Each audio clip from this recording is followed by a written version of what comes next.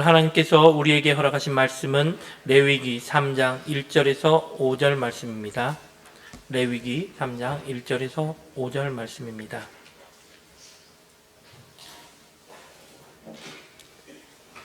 찾으신 줄 알고 봉독하겠습니다.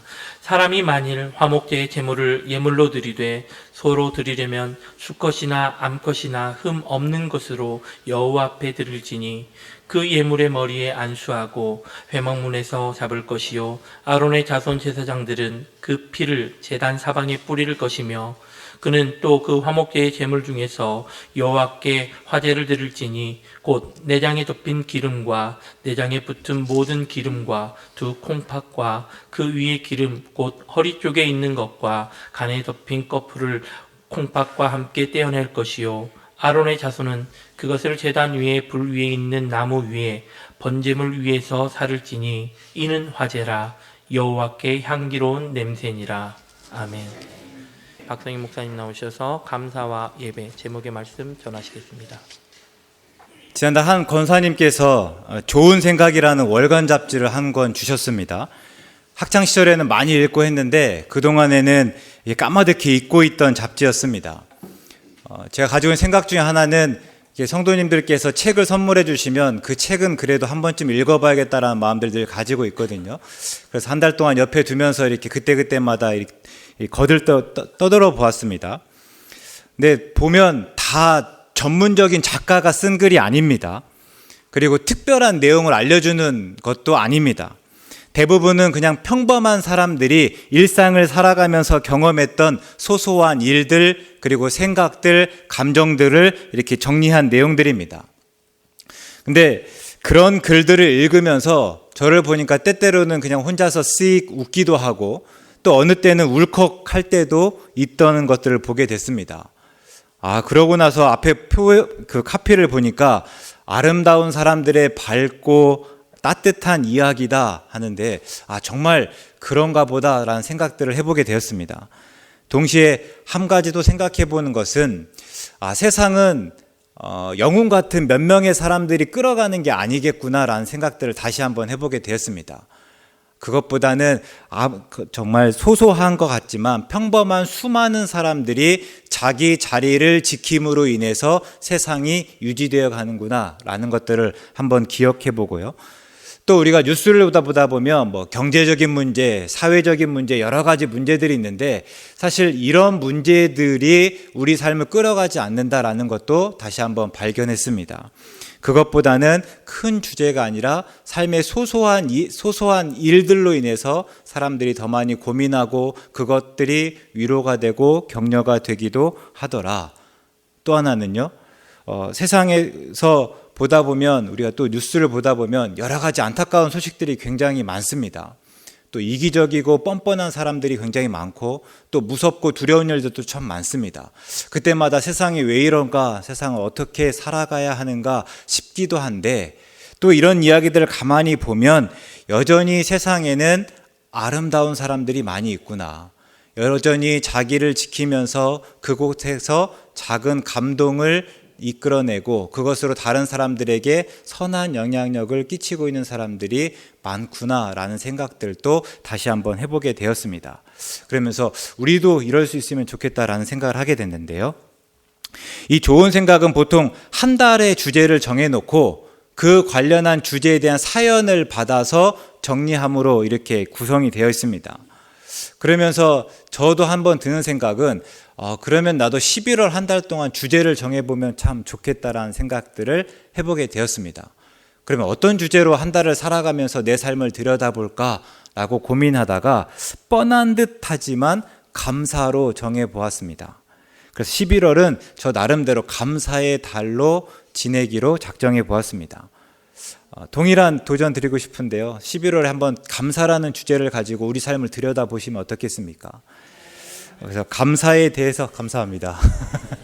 감사에 대해서 알고 또 감사하는 연습을 할 수 있으면 좋겠다. 또 감사에 대한 이야기가 우리 안에서 더 풍요로워졌으면 좋겠다 하는 바람을 가지고 있습니다. 우리가 출애굽기 19장에서 이스라엘 자손이 시내 광야에 이르러서 하나님과 언약을 맺었습니다. 그때 하나님께서 그들에게 뭐라고 하냐면 내 말을 잘 듣고 내 언약을 지키면 너희가 모든 민족 중에서 내 소유가 되겠다라고 말씀하십니다. 또 너희가 거룩한 백성이 되리라 라고 말씀하십니다. 그리고 이렇게 말씀하셨을 때 이스라엘 자손들은 그 말에 우리가 다 행하겠습니다. 우리가 하나님의 말씀대로 그대로 따르겠습니다 라고 응답했습니다. 그렇게 해서 이스라엘 자손이 이제 다시 하나님의 백성이 되었습니다. 그러면 이제 하나님의 백성이 되었으니 하나님의 백성으로 살아가야 되는데, 그러면 하나님의 백성으로 살아간다는 게 무엇입니까? 우리가 몇 주 전에 살펴본 말씀대로라면 거룩한 백성이 되어야 되는데, 그러면 거룩한 백성은 도대체 어떻게 살아가야 하는가라는 물음입니다. 그리고 여기에 대한 답을 기록한 책이 레위기입니다. 그러니까 레위기는 뭔가 하면 우리가 어떻게 하나님과 함께 살아가는가, 우리가 어떻게 하나님 앞에서 하나님의 백성으로, 하나님의 거룩한 백성으로 살아가는가에 관한 책입니다. 그럼 우리가 이렇게 물을 수 있습니다.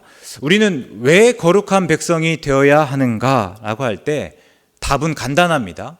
왜 그렇습니까? 하나님이 거룩하시기 때문입니다. 하나님이 거룩하시고 그 거룩하신 하나님이 우리와 함께 하시고 우리의 하나님이시고 그 하나님이 우리와 함께 하시니 우리도 거룩해야 됩니다. 그게 마땅합니다. 근데 그보다 더 급하고 중요한 이유가 있는데요. 바로 하나님의 거룩하심이 죄인에게는 치명적이기 때문입니다. 죄인이 어떻게 감히 하나님과 살 수 있겠습니까? 그것만큼 무섭고 두렵고 위험한 일이 또 어디 있겠습니까? 그래서 우리가 이사야를 보면요, 이사야가 환상 중에서 보좌에 앉으신 하나님을 발견했을 때 어떻게 고백합니까? 화로다 나여 망하게 되었도다 라고 고백합니다.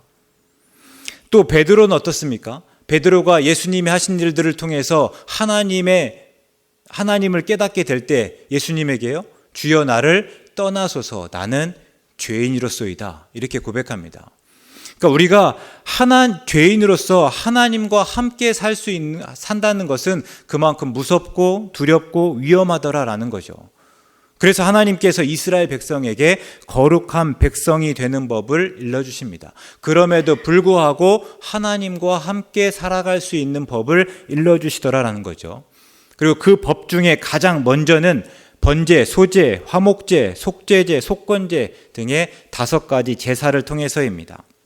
그러니까 죄가 문제라면 이런 제사를 통해서 속죄함으로, 또 죄가 문제라면 이런 제사를 통해서 죄를 속량함으로 하나님과 함께 할 수 있다라는 것을 알려주시는 겁니다. 오늘 본문은 5가지 죄 중에서 특별히 화목제에 관해서입니다. 이런 화목제를 드리는 이유에 따라서, 그러니까 화목제를 드리는 동기와 목적에 따라서 다시 감사제, 서원제, 자원제로 나누어집니다. 뭐 어려운 말이 아닙니다. 감사제는요, 내가 감사할 때 이런 제사를 드리더라.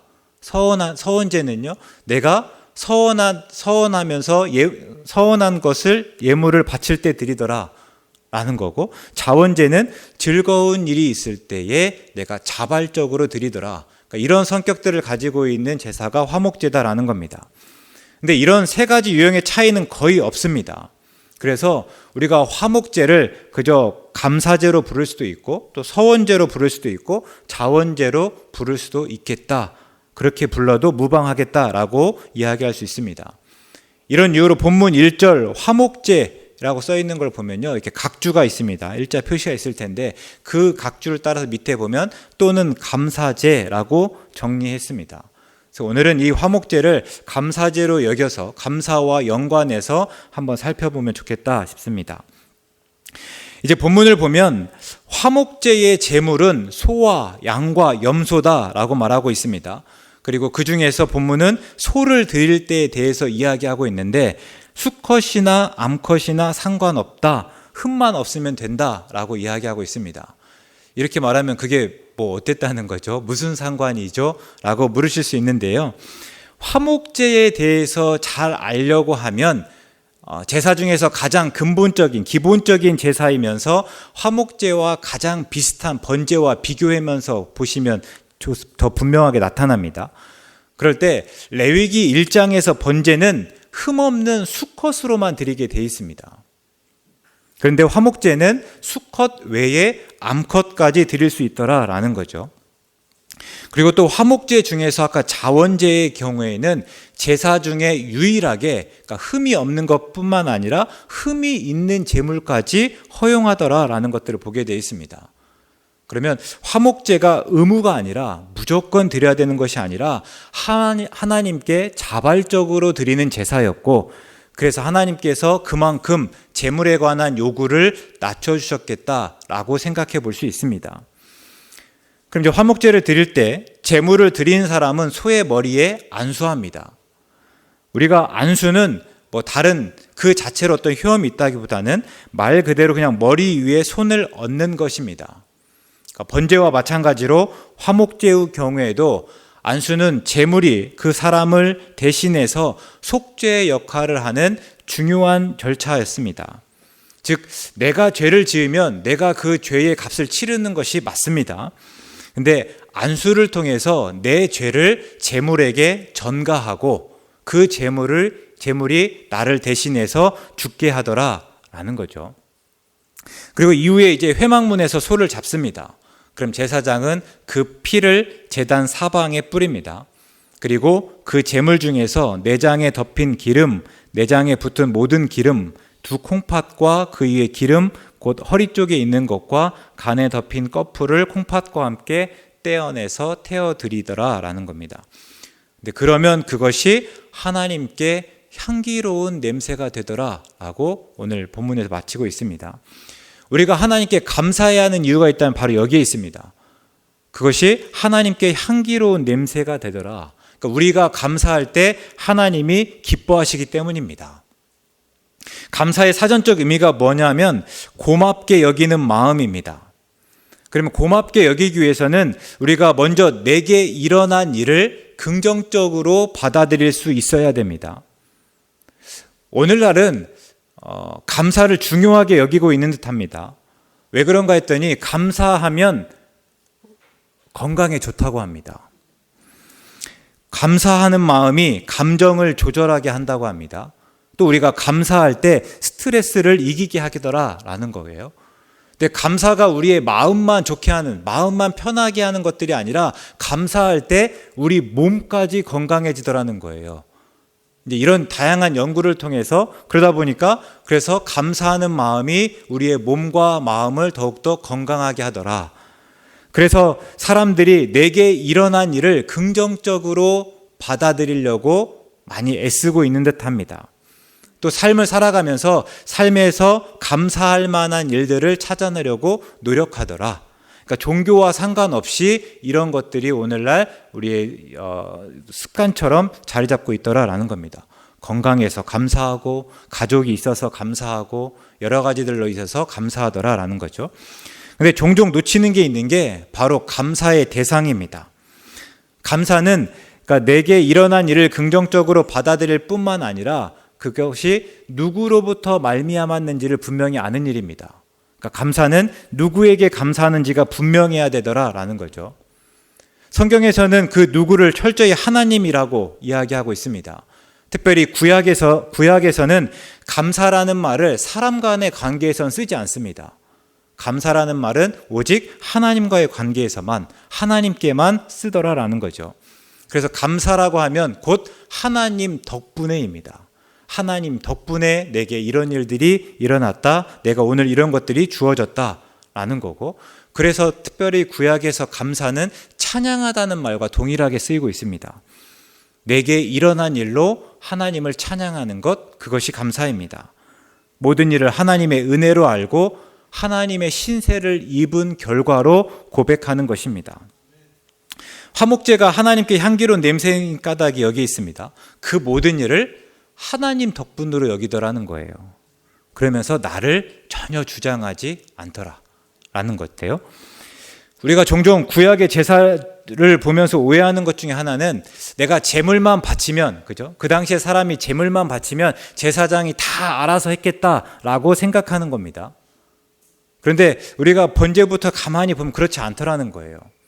제물을 바치고, 그래서 제물을 죽이고, 그죠? 사지를 자르고, 제물의 가죽을 벗기고, 또 제물의 각을 뜨는 일까지 모든 일들을 누가 하는 겁니까? 제물을 바친 사람이 하더라는 거예요. 그러니까 제물을 드린 사람은 그냥 제물을 드려놓고 멀리 서서 구경하는 구경꾼이 아닙니다. 내가 직접 그 제물을 죽이면서 내가 죽는 것을 경험합니다. 제물의 가죽을 벗기고 제물의 각을 띠면서 그 가운데서 나를 없애고 오직 하나님만 드러내더라. 내가 죽고 오직 하나님만 의지해 나가더라 라는 거죠. 그러니까 실제로는 그 제물이 죽는 게 아니라, 그죠? 내가 죽어야 되는데 그 제물이 죽는 것들을 철저하게 깨닫게 되고 그 속에서 내가 아무것도 아님을, 나는 그저 하나님의 은혜로 살아가는 자임을 기억하게 되더라는 겁니다. 이게 오늘날 예배의 정신입니다. 예배가 무엇인가 라고 할 때 엎드려서 나를 낮춤으로 하나님을 더욱더 높이는 행위입니다. 그러니까 그동안에는 내가 내 삶의 주인 노릇하면서 내 뜻과 내 생각대로 내 주장을 따라 살았다면 이제 다시 예배를 통해서 하나님을 주인으로 여기면서 하나님의 뜻대로 살기를 새롭게 다짐해 나가더라라는 거죠. 이게 하나님이 기뻐하시는 예배고 우리가 그렇게 예배할 때 하나님께서 받으시더라. 같은 이유로 화목제가 하나님의 향기로운 냄새가 되고 감사를 하나님이 기뻐하시는데 왜 그렇습니까? 내가 나를 죽이고 하나님이 드러나게 하기 때문에, 그 모든 일을 하나님 덕분이라고 고백하기 때문이더라라는 겁니다. 그래서 시편 50편에서 하나님이 이렇게 단정지어서 말씀하셨습니다. 23절의 말씀인데요. 감사로 제사를 드리는 자가 나를 영화롭게 하더라라는 겁니다. 이 말을 조금 달려보면요, 하나님께서 어떤 제사를 기뻐하시더라는 거예요? 감사로 드리는 제사를 기뻐하시더라라는 겁니다. 한편으로는 또 화목제가 번제와 가장 다른 점은 제물을 취급하는 방법에 있습니다. 번제는요, 가죽을 벗기고 나면 그 제물 전부를 불살라서 하나님께 드립니다. 그러니까 사람이 그 고기를 전혀 먹을 수가 없습니다. 다 모든 것들을 가죽 외에는 하나님께 다 태워서 드리더라라는 거예요. 근데 화목제는요, 기름, 오늘 읽은 대로 지방을 제외하고는 제사장과 제사를 드리는 사람에게 다 돌려주더라라는 겁니다. 그러니까 기름, 지방은 하나님의 몫으로 태워드리는데 그 외에 모든 고기들이 있지 않습니까? 그것들은 다 그대로 다시 돌려주더라. 가슴과 오른쪽 뒷다리는 제사장의 몫으로, 그리고 그 외의 모든 부위는 제사 드리는 사람의 몫으로 주더라라는 거예요. 결국 제사 드리는 사람이 제물에서 가장 많은 양을 차지하게 되는 게 화목제입니다. 근데 제약이 있습니다. 그렇게 제물을 돌려받고, 그러니까 고기를 돌려받는데 다음날 아침까지 남겨두면 안 되더라는 거예요. 화목제를 드리고 나면 어떻게든지 간에 그 고기를 그날 안에 먹어야 되더라라는 겁니다. 그렇지 않으면 하나님이 제사 드리는 사람을 기쁘게 생각하지 않을 뿐만 아니라 그 제사가 아무런 효험이 없게 된다고 합니다. 또 더 나아가서 그 날을 지나서 그 제물을 먹는 자는 오히려 벌을 받을 거라고 경고하시기까지 합니다. 레위기 7장 18절의 말씀입니다. 만일 그 화목제물의 고기를 셋째 날에 조금이라도 먹으면, 여기서 셋째 날이라고 하면 이제 그 다음에 우리 서원제나 자원제는 그 하루 더 먹을 수 있기 때문입니다. 감사제는 그날 안에 다 먹어야 되는데 서원제나 감사제는 그 이튿날까지 먹을 수 있거든요. 그걸 감안해서, 그래서 셋째 날에 조금이라도 먹으면 그 제사는 기쁘게 받아들여지지 않을 것이라 드린 자에게는 예물답게 되지 못하고 도리어 가증한 것이 될 것이며 그것을 먹는 자는 그 죄를 짊어지리라, 이렇게 말하고 있습니다. 그러니까 오히려 그날에 다 먹지 못하면 그게 가증한 것이 된다라는 거예요. 그러니까 아니 드림만 못하게 되더라라는 것들이고, 더 나아가서 혹시나 그것을 먹는 자는 그 죄를 짊어지리라, 죄를 그 제사를 통해서 없애는 것이 아니라 오히려 제사를 통해서 죄를 얻게 되는 일로 되더라라는 거죠. 그러면 그 짧은 시간 안에 소와 양과 염소 같이 큰 가축을 어떻게 다 먹으려면 어떻게 해야 됩니까? 맛있는 녀석들을 부르면 되겠습니까? 보면 가족은 물론 주위의 사람들을 다 불러야 됩니다. 그죠? 가능한 많은 사람들과 함께 먹어야만 합니다. 우리가 소를 한번 생각해 보면 소가 한번 잡으면 몇 근이나 됩니까?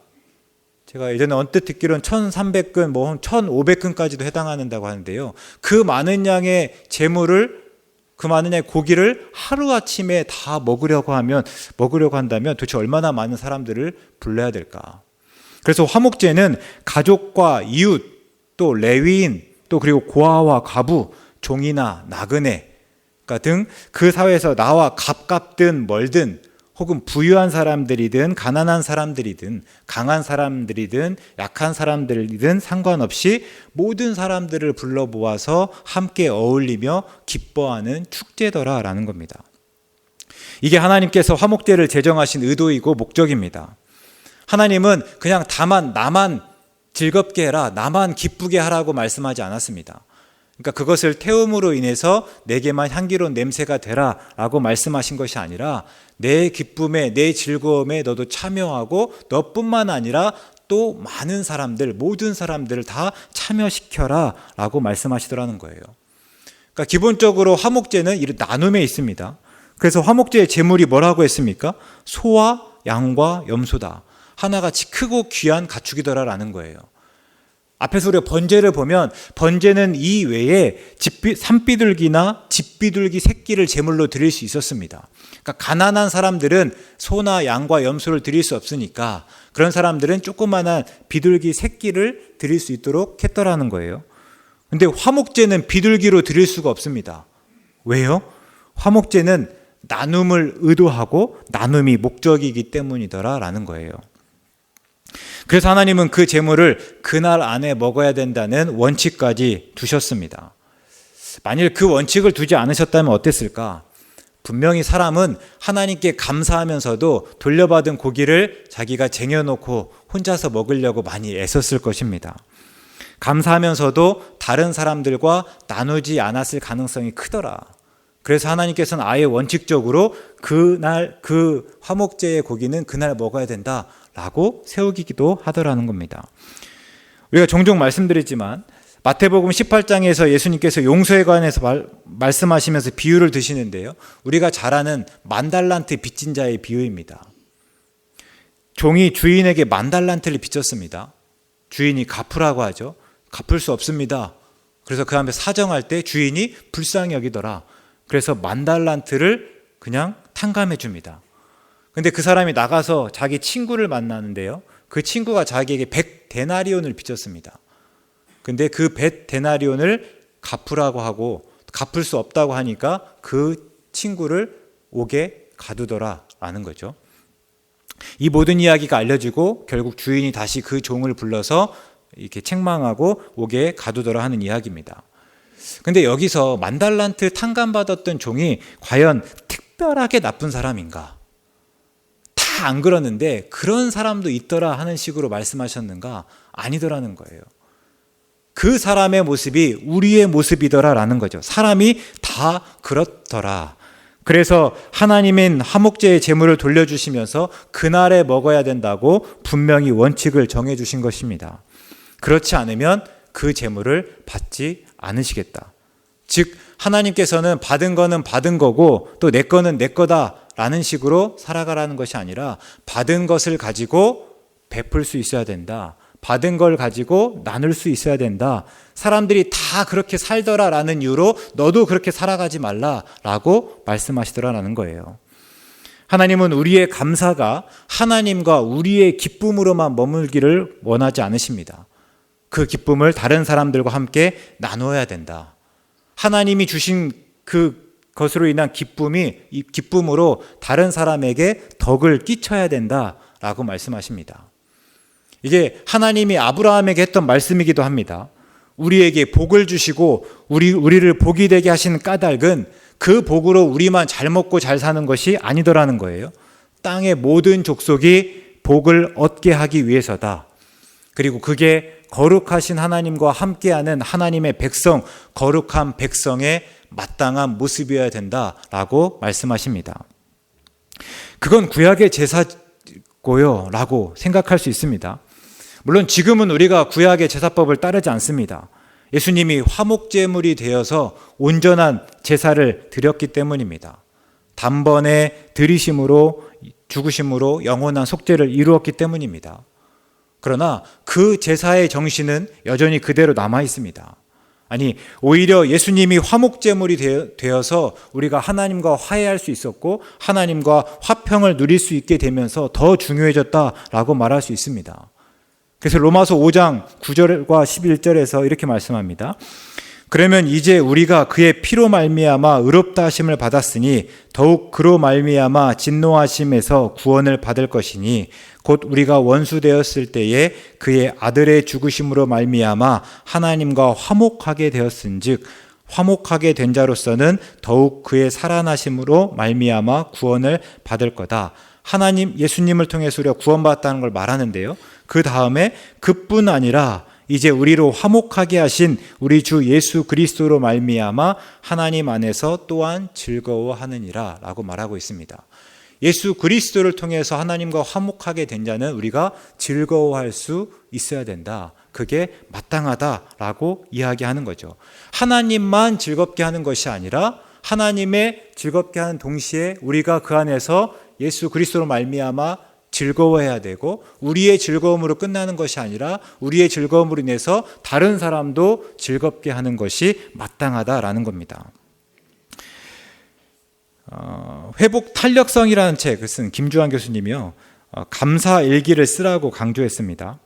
하루 동안 있었던 구체적인 일 중에서 감사할 만한 일을 기억해서 한번 적으라는 거예요.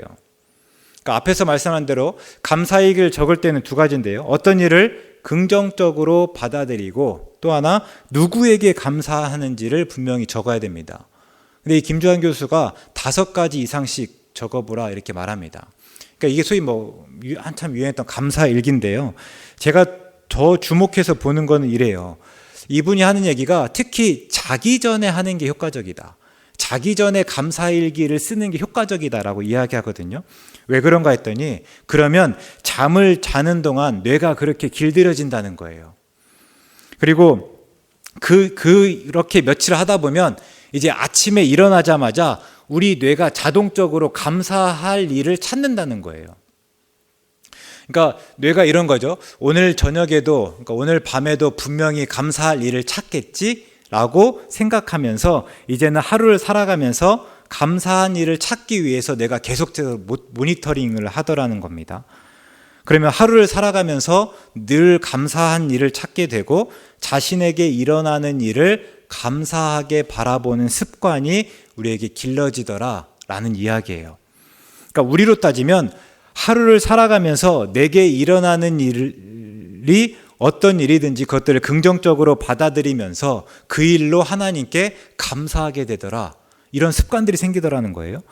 또 내게 집착하는 대신에 그 일을 시작하고 이루시는 하나님을 찬양하게 되더라는 거예요.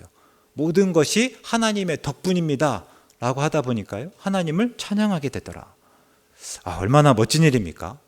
그래서 우리가 그 일을 한번 시작해보면 좋겠다라고 생각합니다. 어제 유치부 전도사님, 선생님, 또 그리고 여러분들이 이렇게 도와주시고 애써주셔서 2층 로비에 보면 감사나무를 한번 만들어 주셨습니다. 바라기는 한 해를 돌아보면서 또 이번 한 달간 매일매일 살아가면서 하나님께 감사할 일을 찾아보시면 어떻겠습니까? 그리고 그 일들을 좀 적어서 한번 붙여보면 좋겠다 라고 생각합니다. 그 앞에 가면 포스트잇이 있습니다. 근데 꼭 그 포스트잇 사용하지 않으셔도 됩니다. 내가 집에서 또 하루 동안 생각하면서 정리했던 그 감사 제목들을 적으셔도 되고, 아니면 내가 또 그렇게 오래 정리했던 노트를 붙이셔도 됩니다. 아니면 다른 종이로도 되는데요. 내가 하루를 살아가면서, 한 해를 돌아보고 하루를 살아가면서 내가 감사할 것들, 특별히 하나님께 감사할 것들, 그게 크고 거창하지 않습니다. 뭐 작고 소소할 수 있지만 그런 내용들을 한 번쯤 기록해서 그때그때마다 한 번씩 붙여보실 수 있으면 어떨까 생각해 봅니다. 동시에 그 감사를 나누고 또 감사를 베풀 수 있으면 좋겠다. 내가 이걸 감사한다고 했을 때 감사를 내가 가지고 하나님께 감사하는 걸로 끝나는 것이 아니라 또 다른 사람들에게 다른 사람을 조금 함께 나눌 수 있으면 좋겠다. 그래서 한 분이라도 뭐 식사 약속을 잡기도 하고 또 차 모임을 가지면서 하나님이 주신 그 기쁨을 흘려보내는 연습들을 해보면 어떨까 한 번쯤 생각해 봅니다. 제가 한 달에 하나님께서 그 감사를 주제로 살아보기로 이렇게 다짐하고 작정해 보았는데 그래서 막상 그렇게 살아보려고 하니까 굉장히 막막하더라고요.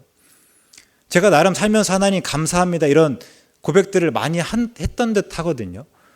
또 우리가 기도하는 사람들이잖아요. 그럼 대부분 어떻게 기도합니까? 처음에 내가 의식하든 의식하지 못했든 하나님 감사합니다라는 말부터 시작합니다.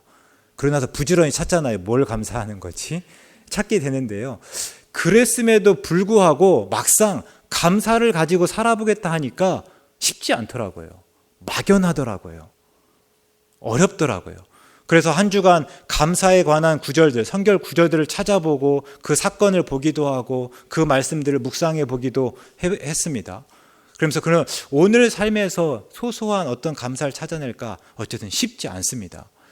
그럼에도 불구하고 우리가 그런 의식적인 노력들을 해나갈 때 우리가 삶의 모든 일들을 하나님의 덕분으로 고백할 수 있겠다. 내 삶에서 일어나는 크고 작은 모든 일들로 인해서 하나님께 감사할 수 있겠다. 하나님을 찬양할 수 있겠다. 뿐만 아니라 그 감사로 내 주위의 많은 사람들을 품어갈 수 있겠다. 그들에게 베풀어 갈 수 있겠다라는 생각들을 해보게 됩니다. 우리가 이런 기대와 소망을 가지고 이번 한 달을 또 감사하며 살아가는 주로 살아가시길 바랍니다. 그것이 우리가 하나님의 백성으로 살아가는 방법이고 그것이 우리가 오늘 삶에서 거룩을 취하는 태도일 줄 믿습니다. 기도하겠습니다.